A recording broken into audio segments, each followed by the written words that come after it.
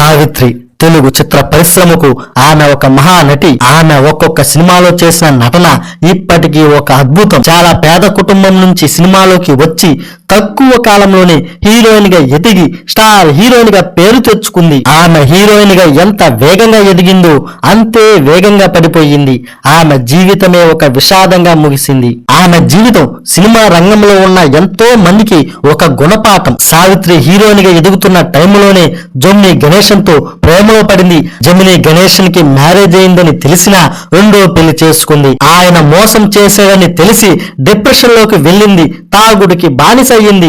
అంతేకాకుండా income tax rights తో మరింత డేలా పడిపోయింది. సావిత్రి గారు ఆర్థికంగా మానసికంగా డౌన్ అయిపోయింది. దీనికి తోడు తాగుడికి బానిసగా మారిపోయింది. దాంతో చేతులార ఆమె జీవితాన్ని ఆమె నాశనం చేసుకుంది. అయితే సావిత్రి గారి కెరియర్ రాంగ్ రూట్ లో వెళ్ళడానికి, ఆమె డౌన్ కావడానికి, ఆర్థికంగా మానసికంగా మరింత డౌన్ కావడానికి మరో కారణం కూడా ఉంది. అదే ఆమె డైరెక్టర్ గా మారడం. నిర్మాతగా కూడా మారింది. జమినీ గణేశన్ కి తెలియకుండా ఆమె డైరెక్షన్ చేసింది. తానే సినిమాలు నిర్మించింది. గణేశన్ చెప్పినా వినకుండా సినిమాలు చేసి బోల్తా పడింది. వాళ్ళ ఇద్దరి మధ్య గొడవలు మొదలవడానికి ఇది కూడా ఒక కారణమే. నటిగా స్టార్ గా వెలిగిన ఆమె డైరెక్టర్ గా నిర్మాతగా బాధలు పడటం ఏ ఆర్టిస్ట్ కైనా చాలా ఇబ్బందికరంగా ఉంటుందని మీకు తెలుసా? ఆమెకు నటించడం చాలా సులభం. ఆమె దర్శకురాలుగా మారిన తర్వాత ఆమె చేసిన సినిమాలు ఆడలేదు. ఆడకపోయేసరికి మానసికంగా చాలా డౌన్ అయిపోయింది. ప్రశాంతత కోల్పోయింది.